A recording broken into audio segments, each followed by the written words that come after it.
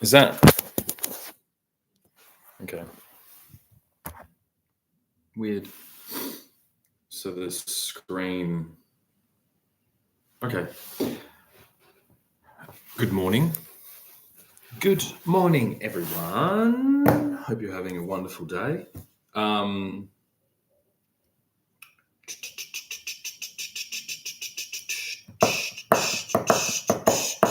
What was I going to do? YouTube. I guess this is where I'll submit my expert testimony as to what YouTube is and what it needs. Because I'm on YouTube. Now, within this, what needs to come first is that most people have no idea what's involved in doing YouTube. The vast majority of Australians, and let's stay in Australia for this because we're looking down the barrel of a lawsuit between Google and the government of Australia. And I think this is and I think it's down constitutional lines. And that's why is Google fighting for our constitutional rights? And it's you need to string this up transparently now between the links between what is the organizational chart between Australia, Google or Alphabet, and the United Kingdom.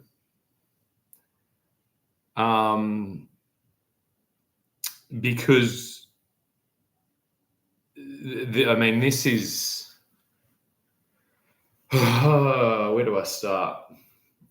The vast majority in my professional, and I will say professional because I have done this somewhat professionally, although I've never televised anything on any platform that I would consider ready for broadcast. The difference between what I'm doing and ready for broadcasting is obviously humongous. But this exists. There's a few things we need to get to. Broadcasting is not the holy grail or the gold standard of anything. Broadcasting is a paradigm, and there we go. There's some bloke fucking yesterday said I used the word paradigm too much, or maybe he didn't.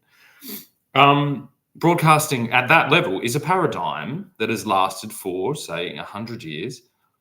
That has not been sufficiently explained by the Australian government, who got there on the back of traditional broadcasting. And so what you are doing by attempting to ban YouTube is you're banning a library. You're banning the reading of encyclopedias. You're banning conversation. You're banning education. You're banning preparation spaces. And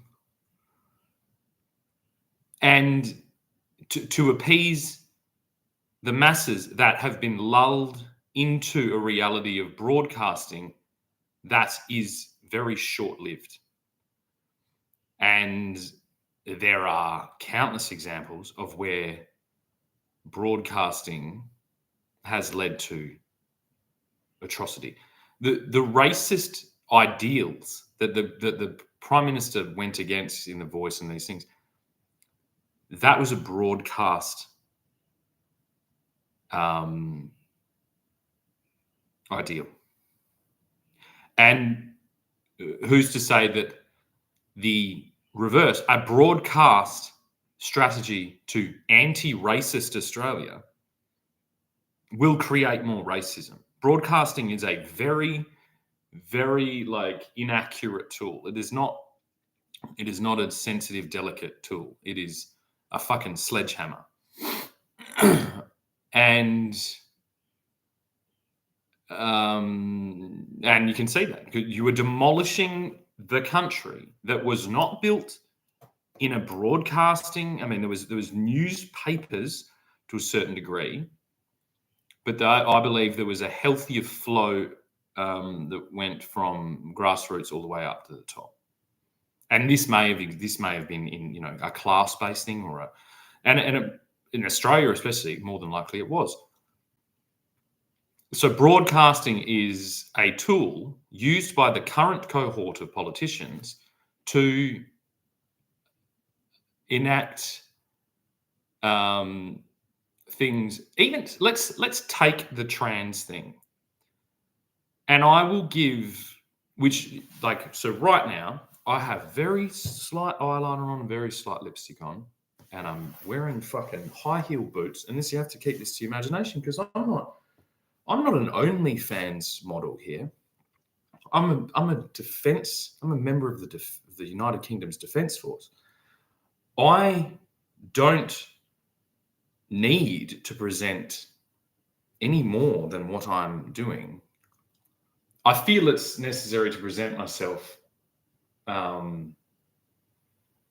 truthfully, and at this current period, this is truthfully, because I'm trying to figure out what's going on for myself, not for the whole population of this, because that would be insane when I clearly don't even understand what's going on with myself. And I can get into some really fucking crazy details to do with this.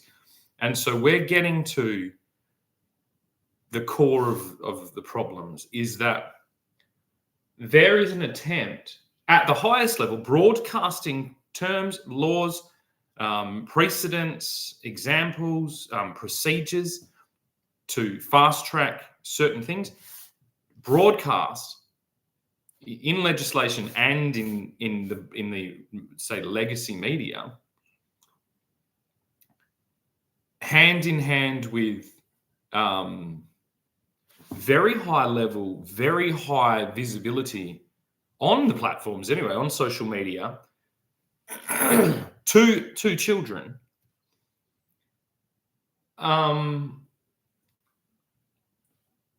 That is priming that. So I believe there's an underlying phenomenon going on, and then priming surgical intervention. So this is clearly a debated topic, because I'm sitting here in lipstick and a fucking bikini top and high heel boots telling you that it is. Now, this isn't it's not, I'm not making a mockery of the trans community. I am the unseen perspective of the trans community. This is going to, if I had to say 100%, this phenomenon is going to be so large, because this is an adaptive, humanity, species-based adaptation to do with the content we've already viewed in the previous 2 decades, 3 decades, all being attempted to be contained in the purview of an underprepared government who is not participating in this environment. Why do government want to ban YouTube for children? Because almost no one in government is using YouTube. And I had this same thing with Instagram. I've abandoned the phone. Now the camera is not very good, but it's sufficient. I've abandoned the phone, and that's been quite a while now. I'm down to the point where my current girlfriend, as apparently you're not meant to say that, but I said it, so whatever.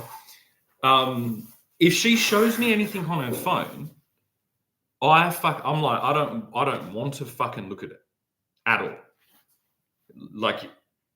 It may as well be fucking, do you know what I mean? It's like someone offering me drugs. I'm like, no, I'm right, thanks. No, I've just escaped that fucking hellhole. There's no way I'm going back in there. And that seems to be a larger conversation than the platform, because YouTube is like, I have almost 0 views of anything I do. So I have not used YouTube as a promotional thing. It's basically a soapbox on record in the digital place, documenting the insane disparity between somebody putting as much thought, as much care, as much dedication into something as I am, having zero views, that is a socially accepted paradigm where popularity was elevated to places that it had never been, especially when we're down to this level.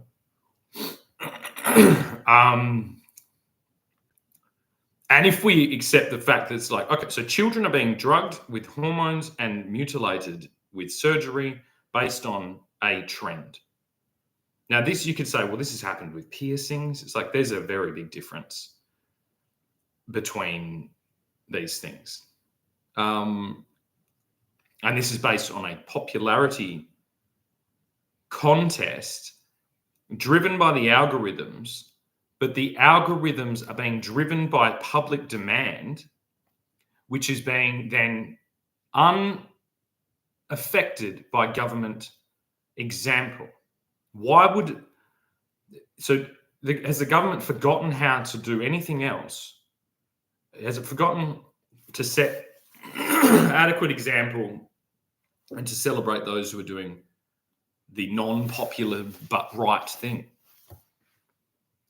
And I think the examples of the Prime Minister going on Abbey Chatfield is this. I mean, this is the greatest hypocrisy there's ever been, because she is a creation of that. She's a victim of that reality TV popularity contest.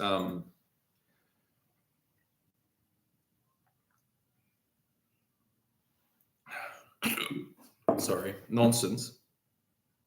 And she's like a sacrificial goat to influence a culture. And I really am concerned about her, because I assume she will get to the same place, but through a very public fucking downfall, and that's horrific. And so this is a moment where it's like, we need to take responsibility, especially the fact that the Prime Minister has gone and then doubled that down, to walk that back, to say, Abby, what's going on? Because she's stuck there. And this is a phenomenon. It's like, this is what the population does not understand what's going on. These are self kind of fulfilling duties. Like, she will be in there. She's in a machine that has come from mainstream into there. Like, I didn't know she'd done that much mainstream. I didn't know much about her except how she was appearing on social media. Now, if you take my example, in the dark, unseen from the majority of it, but very, very like in depth and constantly trying to receive, because I don't have that boost. I don't have an income. I don't have notoriety. I don't have followers. I don't have fans. I don't have anything. That is a blessing.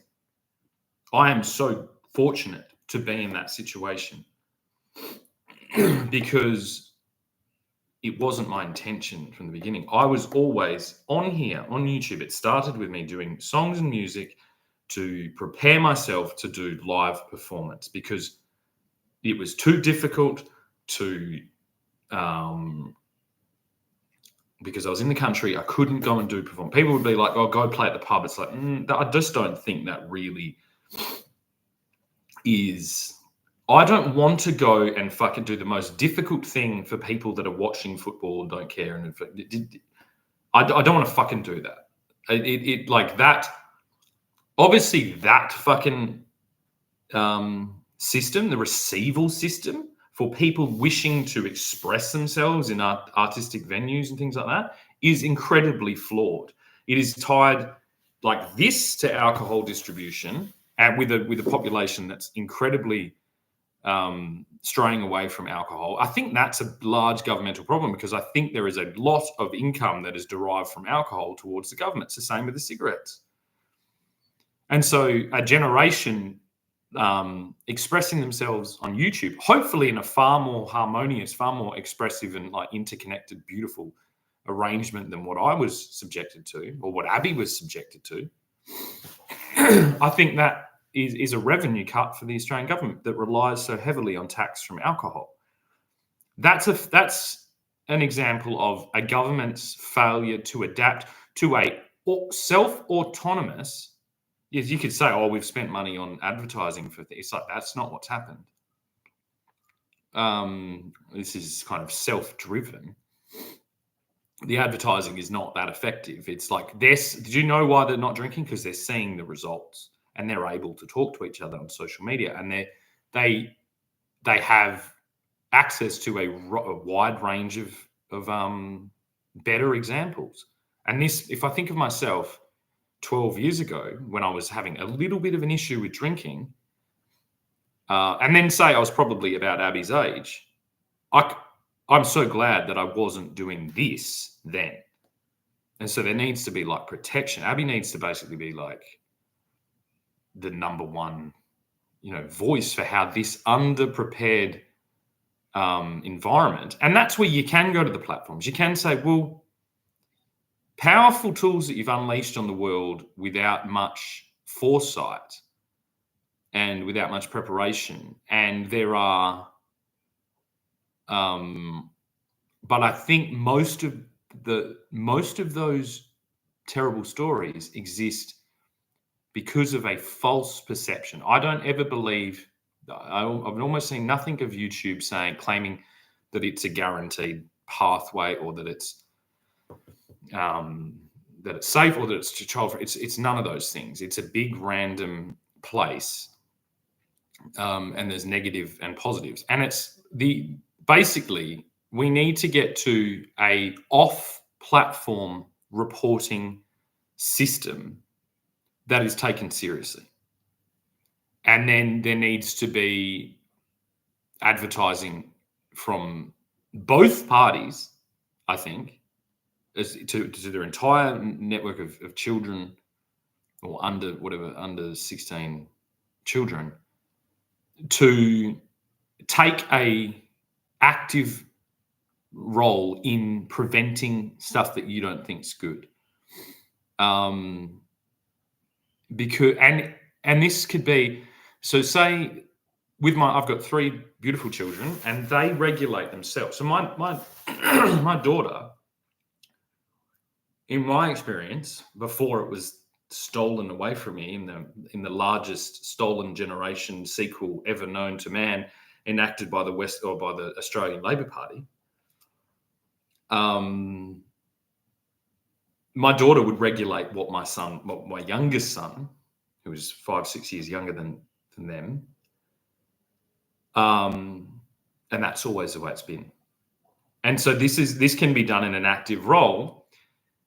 And I think there's a lot of ways to be destructive. It's like there's a lot of talk about Andrew Tate. Okay, if they don't bump into Andrew Tate on the internet, the minute they step into a pub or something like that, or they're going to meet Andrew Tate, a version of Andrew Tate that has the potential to be far more harmful than some guy on the internet that basically fills the role of like Arnold Schwarzenegger almost, or of Sylvester Stallone in kind of a more, I don't know, more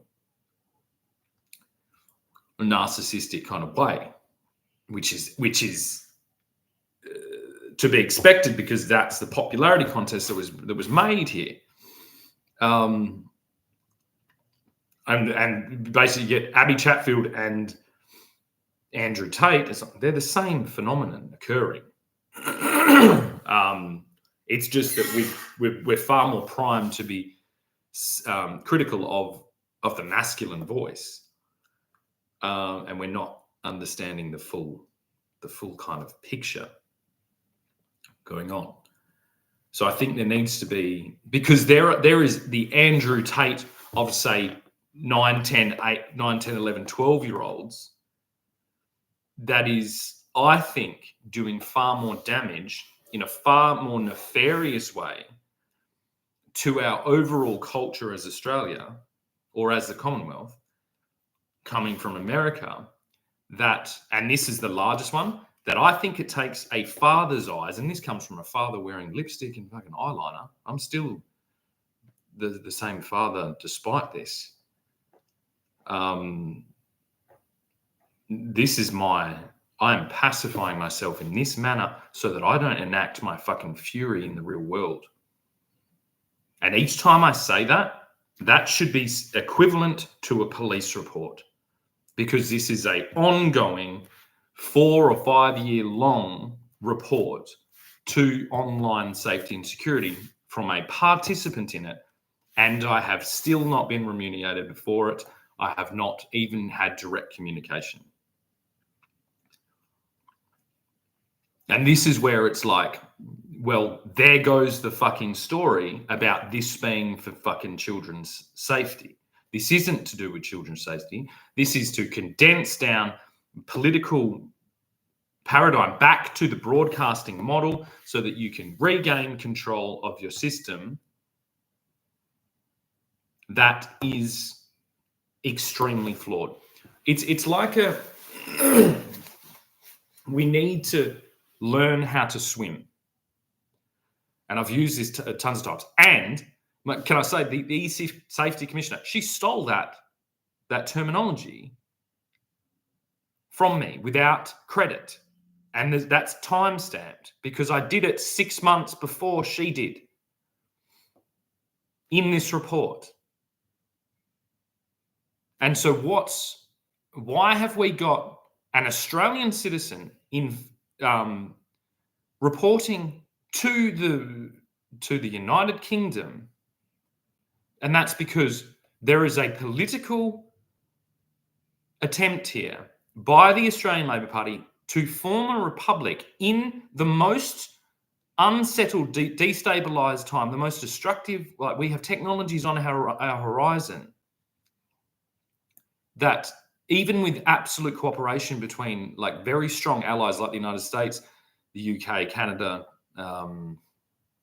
Australia, New Zealand, we would find it very difficult to all collectively strategize towards our mass adaptation towards these technologies. And we've got little Albo sitting there with a dream in, watching ABC for kids of an Australia that doesn't have a king. And that means we have a little king. We have an itty bitty little king sitting there. And the way that he is believing to go about that is to destroy the new version of ABC for kids.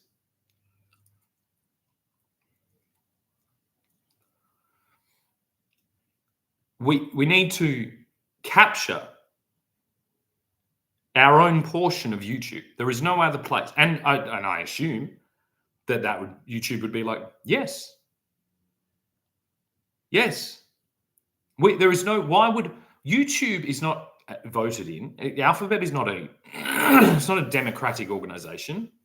It's a technology company. It provides the bare minimum like products and services, but it is driven by the desires and the demand from each single region. And I will guarantee you this is what they will say to you. So they will say that the negative results occurring in Australia, which are actually quite, I would say they're probably a low proportion compared to, say, other places, because they'll be having this conversation with America as well. Their home country, they'll be having this same conversation, just in a different way. So we have a unique opportunity to say, well, listen, thank you for the products. We're going to capture this and we're going to do it with cultural strategies. And I hope that our example will help you do suggest the same in the United States.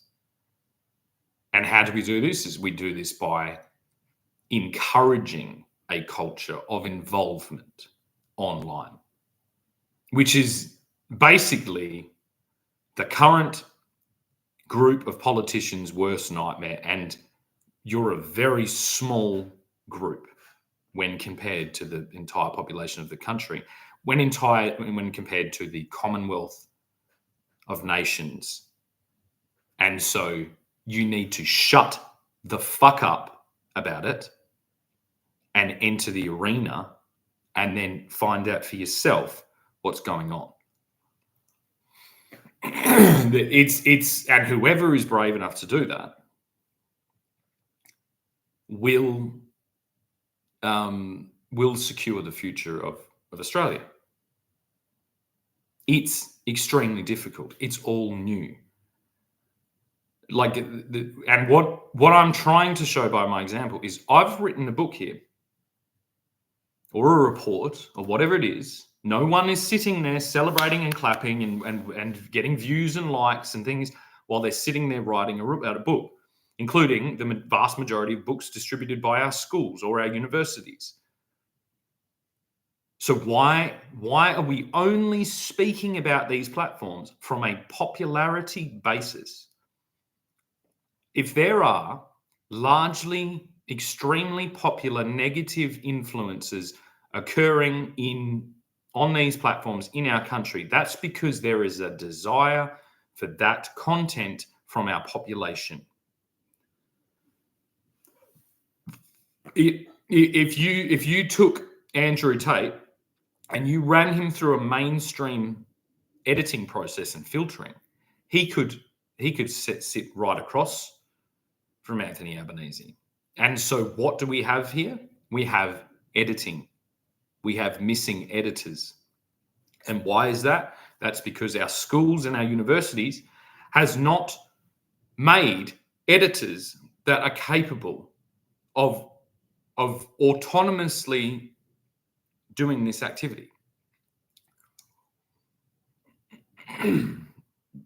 Distributors or this is like and this is kind of the role of like record labels or newspaper editors, and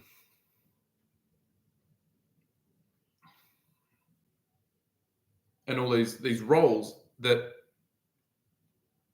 are being sucked through to either appease the demand for marketing or for political marketing. And I think this is the time to step in. If I had a high-level, highly educated, very savvy, very person to take all my content and edit it for broadcasting, which every politician has had the benefit of for the last 100 years,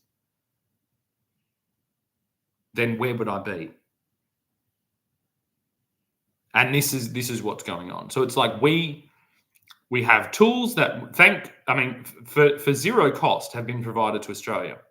What is the overall value of that? You can frame it in a negative light, like the Labor Party is trying to do, or you can say thank you. You can say thank you, and we can secure our own vision by other methods, by methods of how we utilize those tools. And the way to do this is to capture our portion of YouTube. And this won't happen while our Prime Minister is chasing popularity points by going on a Instagram influencers and reality TV stars podcasts where when the lights turned off, she's talking about butt plugs and encouraging incels to shoot the United States president. That's a person that needs immediate, I'm not going to say treatment. She needs help because she said what happened. It's like the editing paradigm of mainstream broadcasting. She is a disposable asset of that infrastructure. And there isn't a healthy enough separation between her edited content, her front facing, and her online social media. And I think it's because she's in the same paradigm I am, but probably a lot worse. She has a lot of people. I had no one, which is its kind of own thing. It's like it's isolation, and that did cause a lot of fucking damage to my mind. That luckily, like the whole time I was kind of stepping myself through, but she's in a far different thing. And I'd say like equally as stressful. And so she needs immediate protection from the backlash that will come from that. And this is where it's like, what's that going to cost the Australian government? So what did that interview in a popularity framework actually end? What's that going to end up costing the Australian government in the long term to kind of protect Abby Chatfield, who's been thrust into the spotlight and then allowed to be, festering in the unregulated, constantly viewed voyeuristic paradigm to harvest the ripe fruit when suitable and then to deteriorate into insanity. Is that really what Anthony Albanese's model is for the future of Australia? And I believe it honestly is. And I think it's because he himself is living within a popularity framework that was established, because this is what the United States did. If we look at Britney Spears, that's what they did. They thrust her to the top of the things, became the most popular person in the world, and then they sacrificed her on the altar of fame. And then left her to rot in a voyeuristic fucking prison under the claim that was in her own making. It's like we have more care, more systems protecting ex-racehorses in this country than we do ex-popular figures of popular culture. Handy, voices and faces for political gain in the short term, and then thrown on the garbage pit of the Australian Labor Party's marketing structure. So that's what I would present. And it is bad. Like, all of it's bad. And the attempt to frame new tools, it's like, well, let's go down the list of new tools that we've had in the last 200 years, because there's quite a large list of them, and quite a lot of them have been destructive. So why are you leaning on this one? And it's because it's not working for you. And that is because you are in a popularity contest, because that's all you know, because you are a politician that has occurred in the last 60 years, and that is the only paradigm of that's a popularity contest, because you basically followed the United States. And you're selling our country out from underneath us, one block at a time. Now that it's like McDonald's is now going to import meat from America. Well, I'll never eat at McDonald's again. If I was McDonald's right now, Australia, I would do a sever deal, and I would do a stock buy of the Australian McDonald's to support our own farmers, because it's like, I don't want that fucking shit. I'll never eat McDonald's again. And it's not against like American farmers. It's against, I'm not going to put up with a system that has been mass distributed for fucking millions and like tens of millions of people, and then brought into a place where we don't need it. You know what I mean? Like, instead of the big McDonald's, it's like, I've got a McDonald's in my family. I'll just do the big W. And we already have a big W, but I'll do a big yellow W and we'll do the same shit. But we'll do it on English muffins. There we go. Is that different enough? How much different do we need to be to get away from this brand identity of the United States? Or can we do it like branding like we were doing, and can we have our own supply chain? And these are the things, this is where I see the dangers of the model, of Alphabet, of YouTube. And to fire back at them with sufficient force, why? If you're so concerned with constitutional, rights and autonomy and even distribution of all these things and all the things that you claim that you're going to do in your lawsuit, then why am I sitting here talking to no one?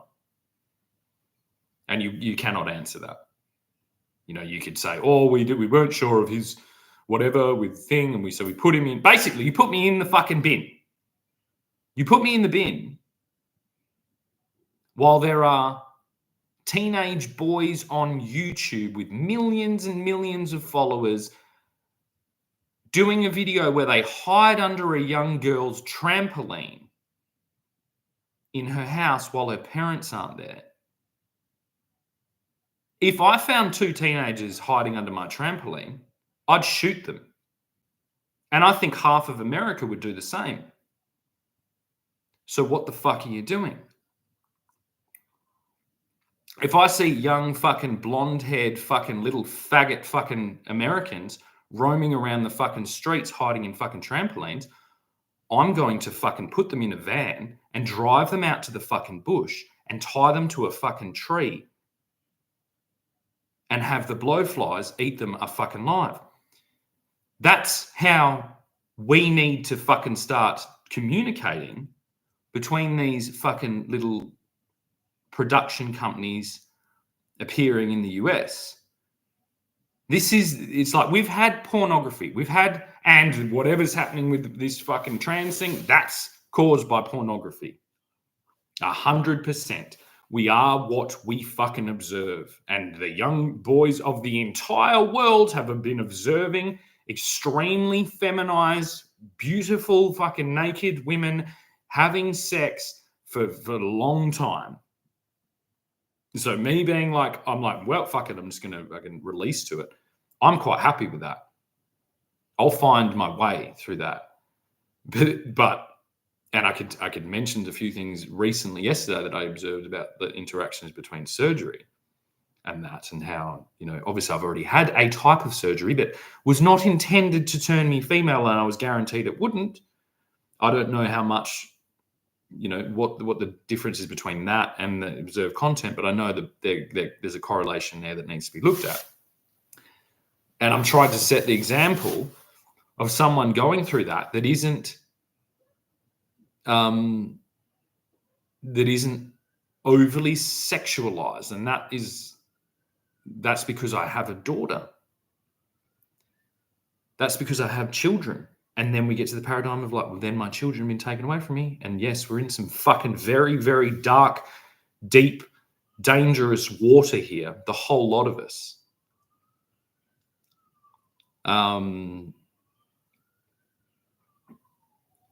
And so, yeah, this conversation is only going, it's like the only conversation that should be is like, we are going to capture YouTube.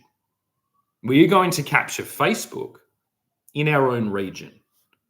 And we are going to do what Australians do. We are going to forge and pioneer the space that has been degraded and left to the fucking vultures by lazy, fucking entitled, fucking greedy CEOs of these companies. And we're going to set the example for the rest of the world. And you're going to fucking pay us. And this is why I can fucking talk to the ways. I can sit there and say the Australian Labor Party, da-da-da-da-da-da-da-da, because they're in the other paradigm. But I work for Australia. So if we're going to pioneer your wasteland and make it into something healthy and consumable without resorting to the Chinese totalitarian model, then Australia is going to be the place where that fucking happens. That's why people are going to come here, because we're going to have a healthy community in these environments. We're going to have the most fucking fiery, sharpest fucking democratic system you can have by capturing these satellites, foreign satellites, commandeering them and using them to stabilize the damage that was caused by them and by other things. It wasn't just them. If you get to a point where it's like, oh, the social media is the end of the world, it's like, the fact that we have social media, it's the internet. We have social media. They were at least somewhat presentable, somewhat safe places that people did commune. They were like lifeboats, I think. That's sort of called Meta a lot. I've said it says lifeboat. To not get lost in. Now, they have now got their own nooks and crannies and their own back alleys and their own things like that. And they're basically too large to govern. So we're at parity now with the world, because that's what the world's like. If I walk down, at night dressed as I am now, I'm going to get in some trouble. And so I'm not presenting that here. That is my own private thing. And I'm doing the thing that I really shouldn't do, and I'm being honest about it. It's not in my best interest to be honest about it, but I have to, because this is my responsibility, because I have children that may encounter the same thing. I have lots of peers and I've seen lots of things, and I just know what's going on. This can be interesting, it can be beautiful, it can be, productive, but we need to learn how to use the levers of power that we have, and then not resort to all out bans and things like that. But like, we can take this. Probably the greatest example of it is the Australian flag. The Australian flag is what I'm claiming. And so the Australian flag should be present. And at the moment, I'm doing this report on behalf of the United Kingdom, because that is where my loyalties lie in this current moment. But I will happily do that for an Australian flag as soon as it realizes, as soon as the government reflects a strategy that I can agree with. We should be proud of what we're doing. And so this is where we get to, how can we do it? You need a license. If you have more than 1,000 followers, you need a license. If you have been found to be producing content while under the influence of alcohol, over 1,000 followers, you are in the same place as driving a motor vehicle, because you're doing that content with an Australian flag on it. And this is the only way to do it. That means we protect a paradigm where people can stay, they can still rehearse, they can practice, they can get feedback with small audiences. I can't go snap my fingers and go play a venue in Perth with more than 1,000 people. And if I do, there's an immediate understanding that in that case, then I'm doing something, that's well reinforced. Yet we have probably 11, 12, 13, 14, 15-year-olds with millions or hundreds of thousands or tens of thousands of followers, exposing their lives and their, chaotic rambling through what is, I can say 100% is the most, just chaotic hellscape to those people. And in a lot of cases, giving advice. I rarely have received any advice from people that has been really important with more than, say, 3 people in the room. If you think about it, I'm sure you can agree the same. So the best advice you get, now you may get this advice on social media with someone like me doing this, but I'm doing this, if I decide at any point to do a channel that is intended for mass, broadcasting, something like that, it's like, God, there's a lot that would go into that. A lot. And it's simplified down. It's you have to pad all the walls and pad all the corners and do all the things. And this is the paradigm that's going on. And then we expect the same. So it's like, if we don't, you have to have a license to drive. If you come from America and you drive a car here, you have to have a license.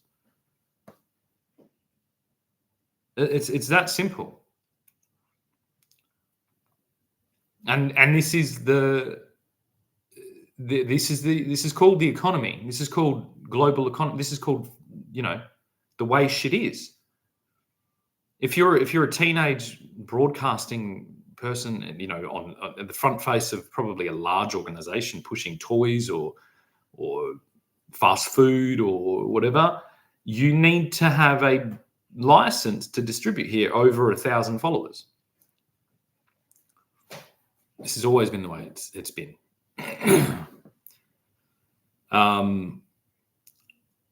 And so I guess that's like, and it's like, if we want to talk to Alphabet and YouTube and Google, it's like, that's the way to do this.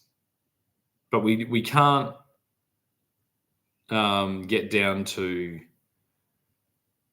total bans, because if we can't, basically the idea of a total ban is like, oh, we'll do a total ban and all the kids will just go to the library and do these other things and do. It's like, no, they won't.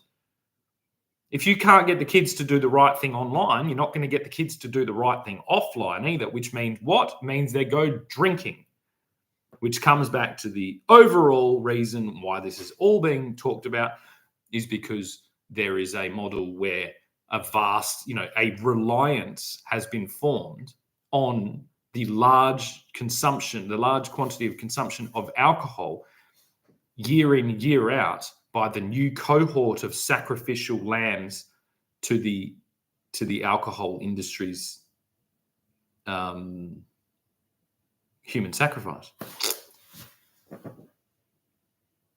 And so, who are why is the and this is all internal, because it's not like we're mass exporting alcohol. This YouTube is exposing our government's reliance on youth intoxication, basically. And why can I say that? Because what's the campaign for alcohol in Australia? It's called Drink Wise, and my name's Wise. So what is Google doing? And why are we going to pay your Alphabet? We're going to pay them for minimizing alcohol. And who gets hammered by this? The alcohol companies. It's not. I don't hate alcohol. In fact, if it works for me, I quite like it. But it's not working the way that it's working. It's not, and it's like my alcohol journey as a teenager, my generation's alcohol journey as a teenager was very different to, say, 10 years before, 20 years before, 30 years before, 40 years before. And I had a great person to talk to about this that was born in 1932, which was my father, who liked alcohol, but explained to me the differences between the distribution. There was heavy limitation of alcohol in this country not that long ago. There was restrictions on, the city and the country and bottle shops and things like this. And now this has gone all out the window, and this is to draw revenue to the alcohol companies and it's like this.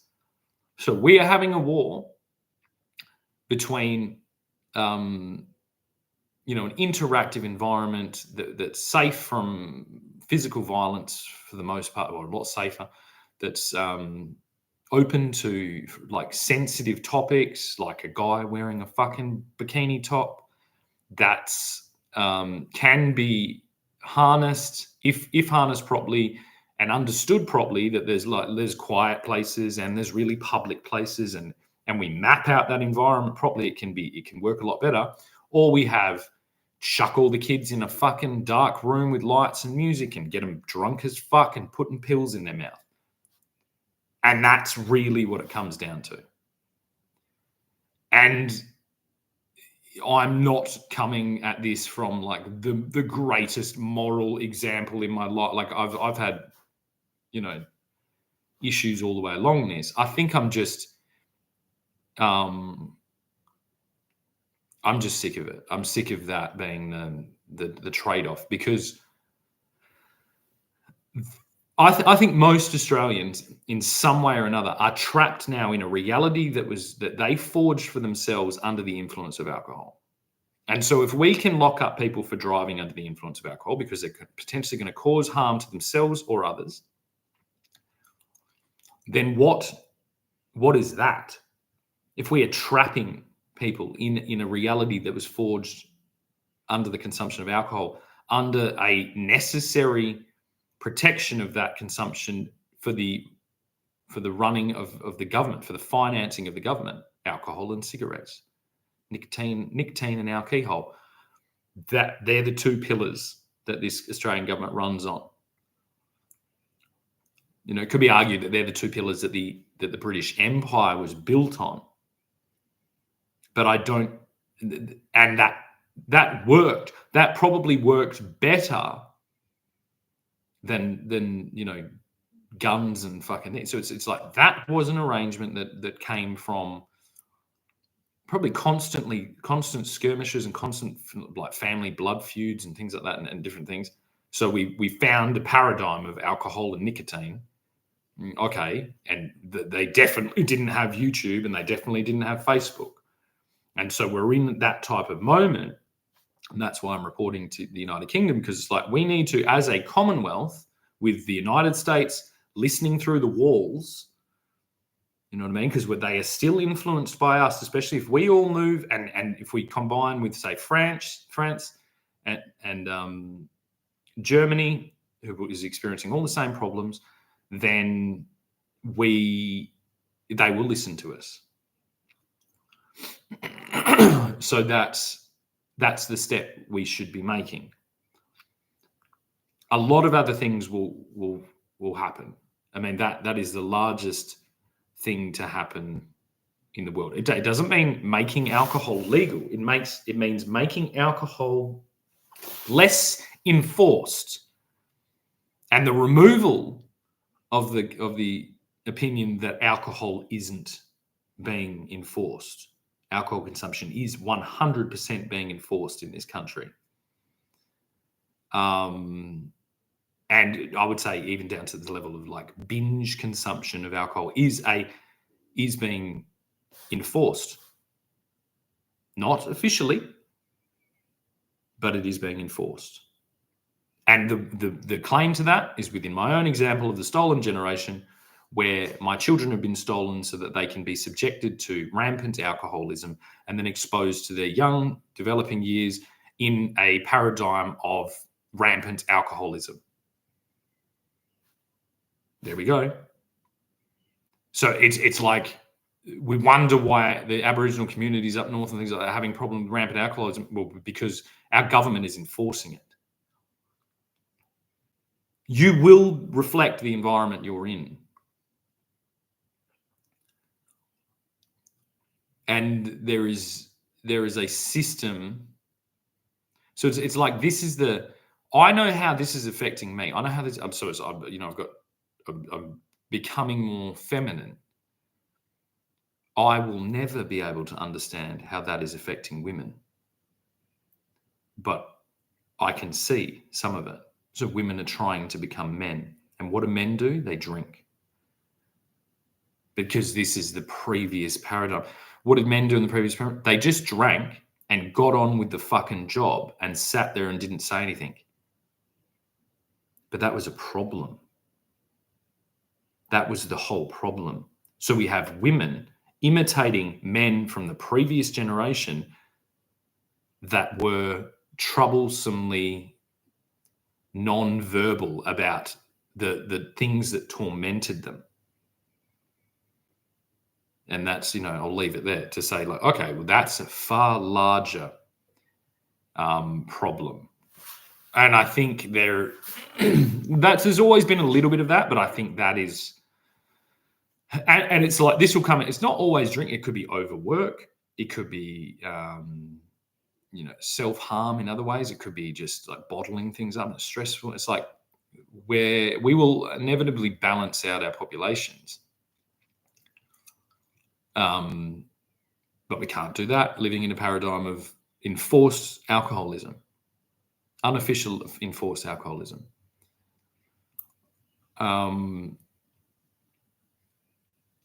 And probably like a way, this would be what I would make: mandatory breath testing for teachers in public schools. Easy. Mandatory breath testing for teachers in schools. Why isn't it there? Because we won't have any fucking teachers. So why is it enforced alcoholism? It's like, because we have created a system of that. And it's just these, it's not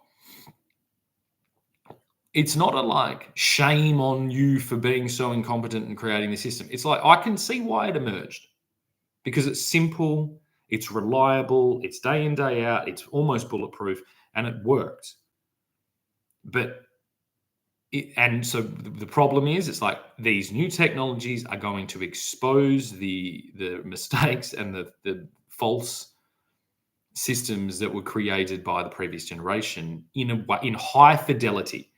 So we may as well, it's like the reality of what's going to come. It's like we may as well have a video of Anthony Albanese riding a fucking donkey's dick on a ranch with Jeffrey Epstein fucking, whipping him, and Donald Trump licking honey off his fucking nipples.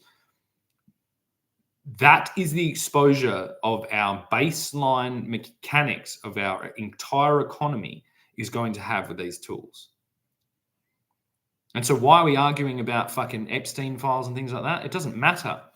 These politicians aren't voted in for their moral fucking whatever, or their purchasing histories. They're voted in to make a machine that isn't shit, that doesn't kill people. And they have not done that. And we don't vote in companies like Google or YouTube or Facebook or Meta. We use them or we don't. And I want to know where that option is to not use the Australian government at the moment. And I'm doing it. Because the Australian government is only trying to harm me and my children. So I am at war with the Australian government on Australian soil in a pair of high heels.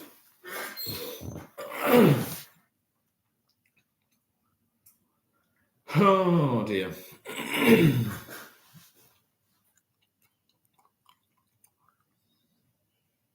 A lot of work. And it's basically like, if you're not up to the fucking task, then get out of the place that is occupying, that you are occupying. Because that place was not made to be squatted in. The place is made to form a country, a machine of a country, the mechanics of a country, the engineering of a country that operates in its current time period with as much attention to these intricate details as there is. Not at the end of the chain, there is a mass distribution of childcare, because you need the women to be drinking and you need them to be working so they've got their own money so they can buy the booze. And so someone else has got to be fucking watching their kids. And what's happening while they're watching their kids? Well, the most horrific things.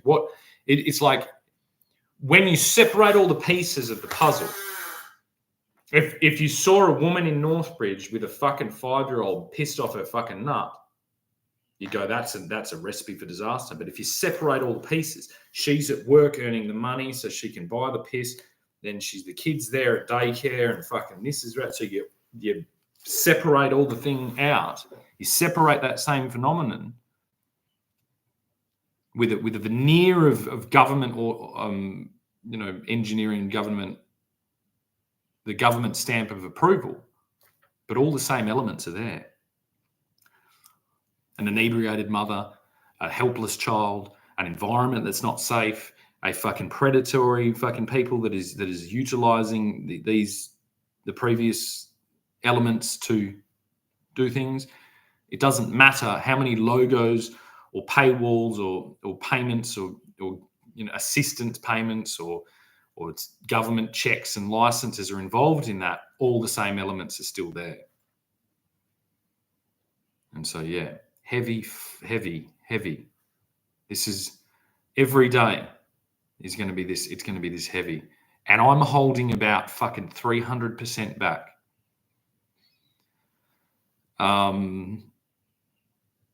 And so, yeah, is get to work. Get to fucking work.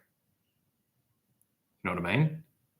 Get that fucking e-safety fucking minister out her, and I want my royalty payment for that fucking term. She basically how much she getting paid a year to run basically on my entire.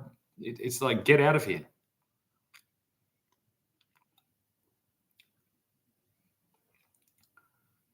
Let's get to work. Let's commandeer these assets and use them properly, like Australians do.